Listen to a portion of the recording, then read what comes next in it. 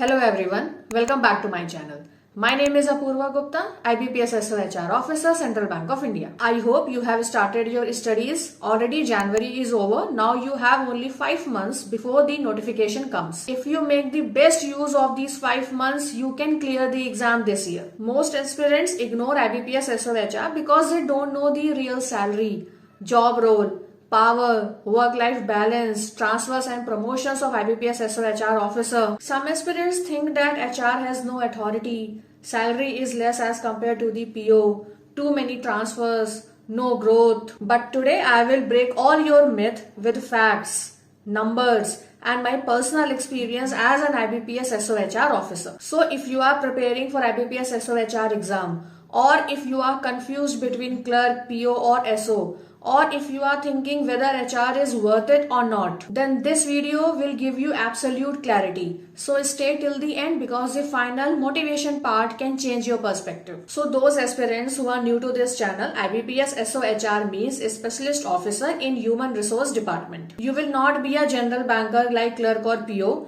You will be posted only in HR department having a specialized knowledge of HR. In short, you will manage the backbone of the bank, that is its employees. Let me be very honest. If HR policies are weak, no bank can function properly. Currently, you must be aware about the 5 days banking. This is the perfect example of HR policies. Clerk and PO runs the branch, but HR runs the people who runs the branch. So both are important, but the nature of work is different. Now we will talk about salary of IBPS SO HR. Since IBPS SO HR officer are posted as scale 1 officer, their basic pay is 48,480. So HR officer and PO officer salary wise both are same. Now this figure which I have told 48,480 is basic pay, not in hand. Like I receive many queries, like those aspirants who are new to government sector, they confuse between basic pay and in hand. Why? Because in private sector there is no such concept of basic pay.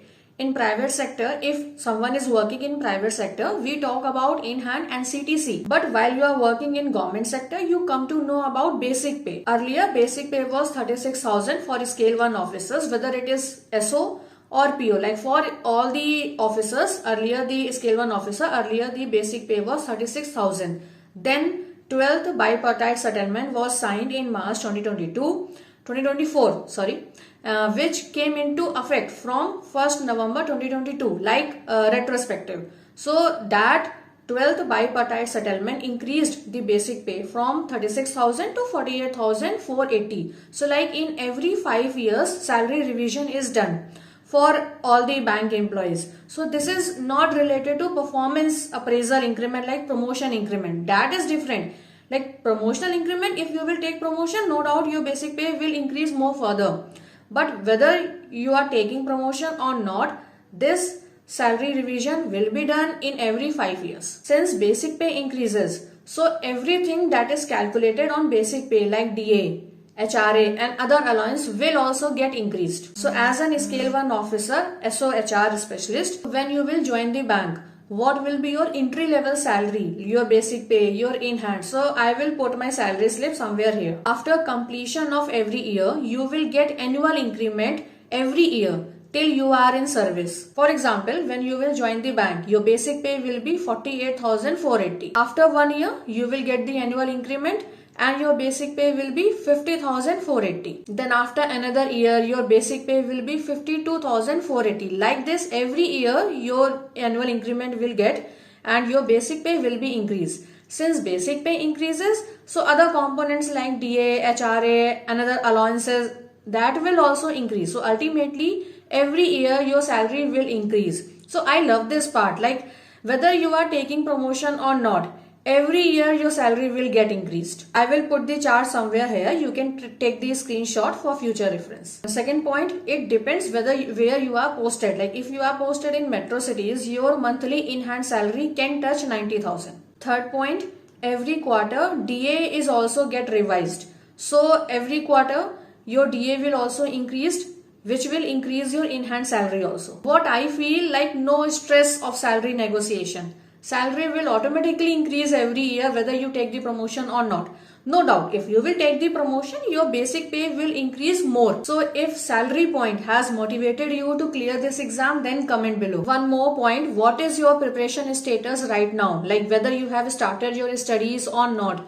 You have to comment down below. Now we will talk about perks and facilities apart from salary. And that is why I feel government job is beating private job. First point, you will get medical cover. Bank will provide you in fact medical cover for you and your dependents, whether you are married or unmarried. Second point, LTC. In this you will get 2 LTC, one home LTC, second Pan India LTC like Ladakh, Northeast, Andaman Nicobar, like every state covered within India, Indian territory, you can avail the LTC to visit that Indian state. Okay, so recently I availed the LTC for Ladakh. So if you want a video on Ladakh, like how the LTC process works when you are availing LTC, if you want a Ladakh video, then comment down below. Third point, you will get every month newspaper allowance, whether it is offline or online, both. Fourth, every month you will get mobile recharge. Like if you have two options, you can get the mobile recharge payment from the bank and recharge your phone. Second option, if you don't want mobile recharge option, then you can take the mobile handset from the bank. Fifth point, when you are joining the bank, your NPS account will get opened, National Pension Scheme. These benefits you will get from day one, but there are some other benefits which you will get after provision. First, loans at concessional rate, whether it is home loan or car loan. Like when you are in probation, during probation, if you took the loan, then it will apply the interest rate of market like 8 to 9%. But suppose after probation, if you will take the loan after your probation, whether it is home loan or car loan, then you will get the concession at the interest rate around 5 to 6% interest will be levied. Second benefit is furniture allowance. You will get the furniture from the bank wherever you are posted. Okay, like where you are residing with your family or alone, whatever it is, where you are residing currently, for that home, you can purchase the furniture from the bank. See, these benefits will not show in your salary slip, but this will save lakhs of rupees over time. One more benefit I forgot to tell you, petrol allowance. This you will get since day one, whether you have two-wheeler or four-wheeler, or whether you are coming through public transport, then also you can avail the petrol allowance every month from day one of your joining. So if these benefits excites you towards joining the bank, then comment down below, and comment down below which benefit you like the most. Now comes the job role, work role, duties, responsibilities, job descriptions of HR officer. What I actually do. So your major responsibilities would involve recruitment and onboarding, transfers and posting, performance appraisal, promotion process, training and development, employee grievances, HR policy executions, like whatever terms you have studied in your studies, in your theory part, that all those topics you will do inside the bank. So you will work closely with top management, zonal head, regional head, like whatever policies have been made by the top management. It is the duty of the HR officer to oversee that those policies are being implemented in the ground level or not. So you act as a bridge between top management and ground level. Like there is a hierarchy. If ground staff wants to communicate something to top management, they will take the help of yours. They will take the help of the HR officer. And whatever is the grievance of the ground level, ground staff, HR officer has to communicate to the top management. So HR officer act as a bridge between the top management and ground level. They have to make a balance between these two. So this is more of a decision oriented work. Like you will be posted in admin office, whether regional office, zonal office or head office. You will not be dealing with customers. There is no customer dealing. This is a desk job. So more or less this is a decision oriented work. Now many aspirants ask me, do HR officer have some power? In reality, yes. Because HR controls the manpower allocation. For example, which branch has shortage of staff, which employees need to get transferred. So what happens, like the ground staff, they make a jelly with HR officer, because no doubt HR officer is a bridge. So whatever issue branch staff faces, they communicate to the HR officer, and now it is the power as well as duty of the HR officer whether he or she wants to communicate to the top management or not. If the HR officer feels that the issue is genuine and serious, then he or she may communicate to the top management. But if the HR officer feels that the issue is not so big and the issue can be handled itself by the HR officer, then there is no need to disturb, or then there is no need to communicate to the top management. So top management has given this power to the HR officer to filter the issues. Like some issues HR officer can deal by themselves. After joining the bank, you have to learn all the HR policies of the bank, because the management also expect the HR officer to learn all the HR policy, because see, ground staff will not learn the HR policies, other general banking officer, because they are busy in customer dealing. Being an HR officer, I can't expect them that go you read the HR policy. No, it is my duty to read the HR policy.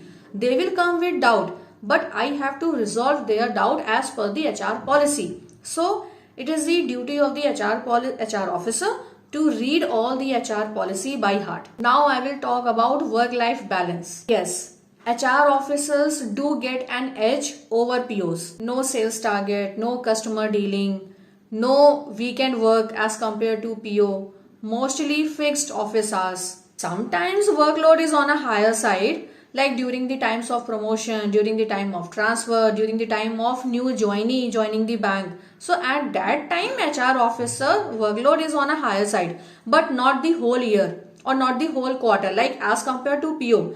Like whole year, complete year, there they have the pressure of targets. Like every quarter, their performance appraisal is done, like how many accounts you have opened, whether you have meet the targets or not for POs. But for SO, this thing is not there. If I talk about my office hours, so officially timings are 10 to 6, but in actual, I leave the office by 7 p.m. See, official timings are 10 to 6, like you have to log in by 10, but you can't log out by 6, like in the clock there is 6 and you just shut down your computer and you went. No, like you wind up the work, you clean your desk, and also by leaving, I leave the office by 7. Some employees stay after 7 also, like general banking employees, like who joined the bank as a general banker, PO. They may be required to sit after 7 also, and during the like March ending, during quarter ending, like their pressure is more on a higher side of POs. But being an HR, I leave the office by 7 p.m. Now, important point, it also depends your boss also, like whom you are reporting to. Like if you will maintain a cordial relation with your boss, then no doubt you will get a leverage. So it mostly depends on your boss also, your reporting authority also. One important tip, when you join the office, make a cordial relationship with your reporting authority. That will help you in managing the office hours, in managing the work-life balance, and in fact in managing the transfers also. Yes, work-life balance is good as compared to PO. Stress level is also good as compared to PO. Now I will talk about the transfer and promotion policy. So first, transfer policy. As you know, like in PO, they have to went through 2 years OGD. Like in every 6 months, they will have frequent transfer.